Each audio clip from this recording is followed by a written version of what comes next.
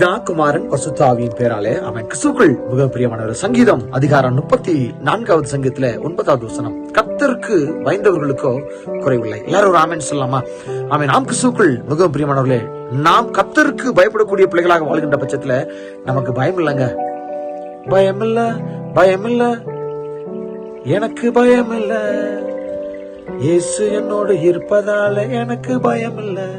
நாம் கிறிஸ்துவுக்குள் மிக பிரியமானவர்களே, அவருக்கு நீங்க பயந்து நடங்கள. அவருக்கு நீங்க பயப்படுகிறதுனால உங்க வாழ்க்கையில பயமே இல்லைங்க. நல்லா இருக்க. கர்த்தருக்கு பயப்படுகிறவர்களுக்கு பயம் இல்லை. என்னுடைய வாழ்க்கையில நான் ஆண்டவருக்கு பயந்து அவருக்கு பிரியமான பிள்ளைகளாக நடக்கின்ற பொழுது எனக்கு வருகின்ற ஆபத்தானது அது மழை போல வந்தாலும் அது பனி போல என்னை விட்டு அது அகன்று போகிறதா இருக்கிறது.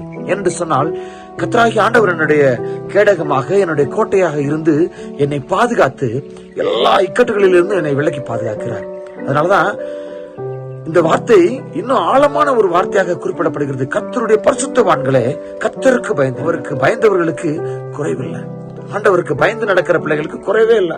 சாதாரண சூழ்நிலையில் வருகின்ற பொழுதும் அவருக்கு நாம் பயந்து நடக்கின்ற பொழுது அந்த பயமெல்லாம் நம்ம வாழ்க்கையில நீங்கி அவருக்கு பயப்படுகின்ற பொழுது நம்முடைய பயம் நீங்குகிறது.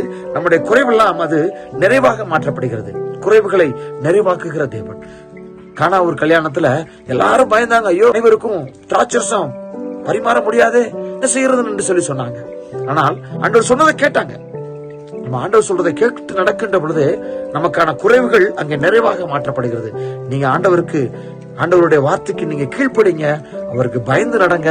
உங்களுடைய வாழ்க்கை அது குறைவெல்லாம் நிறைவாக மாறுவாங்க. காணா ஒரு கல்யாணத்துல எல்லாரும் முதல்ல உட்கார்ந்து சாப்பிட்டவங்களை விட பின்னாடி உட்கார்ந்து சாப்பிட்டவங்க நல்ல திராட்சரசத்தை பருகினாங்க. ஏனென்றால் அது ஆண்டவராகிய இயேசு கிறிஸ்து கொடுத்த திராட்சரசம். கிறிஸ்துவுக்குள் மிக பிரியமானவர்களே, ஆண்டவருக்கு பயந்தவர்களுக்கு குறைவில்லை.